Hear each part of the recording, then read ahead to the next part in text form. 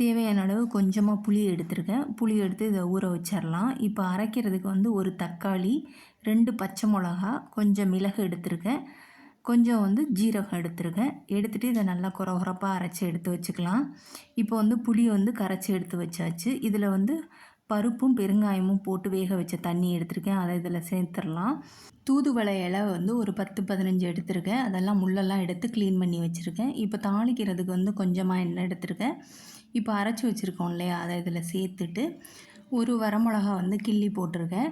4 5 பூண்டு வந்து இதில் தட்டி போட்டிருக்கேன். அப்புறம் வந்து இதுக்கு தேவையான அளவு கருவேப்பிலை எடுத்துருக்கேன்.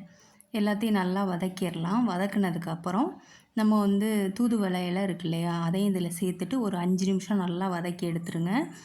அதுக்கப்புறமா வந்து இந்த புளி தண்ணியும் பருப்பு தண்ணியும் வச்சுருக்கோம் இல்லையா, அதை இதில் சேர்த்துடலாம். சேர்த்துட்டு இதுக்கு தேவையான அளவு மஞ்சள் தூள் சேர்த்துருக்கேன். ஒரு 1/4 டேபிள் ஸ்பூன் மட்டும் மஞ்சள் தூள் சேர்த்துருக்கேன். அதை சேர்த்துட்டு நல்லா மிக்ஸ் பண்ணிடுங்க. ரசம் வந்து லைட்டாக முறை கூட்டிட்டு வரையிலே ஸ்டவ்வை ஆஃப் பண்ணிடலாம். இப்போ வந்து நம்ம எந்த பாத்திரத்தில் ரசத்தை எடுத்து வைக்க போகிறோமோ அதில் வந்து தேவையான அளவு உப்பு போட்டுட்டு ரசத்தை இதில் எடுத்து வச்சிடலாம். அவ்வளோதான், நம்மளோட தூதுவளை ரசம் ரெடி ஆயிடுச்சு.